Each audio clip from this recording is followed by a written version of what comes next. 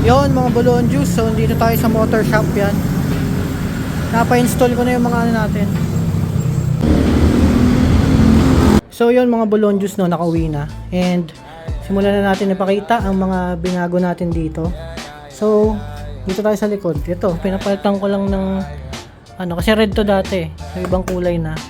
Ito, wala akong makita talagang clear na ganito. Maganda sana clear eh. Kung may mare-recommend kayo, pa-send naman, pa-comment naman. Tapos nagpalit na rin tayo ng CNC bolts dun sa iba.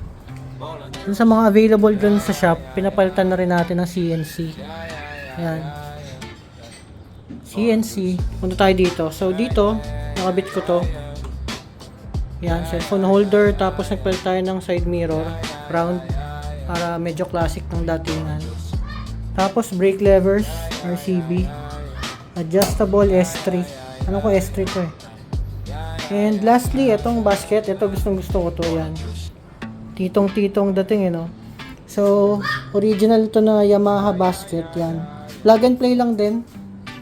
Sayang lang, hindi natin mapapalitan ng CNC bolts dito kasi mahaba masyado yung bolts nito. Pero titingin tayo kung may mahanap. Yan. So, yun guys. Dito muna natin tapusin tong video. Sunod na build na ulit. Let's go! Balloon juice.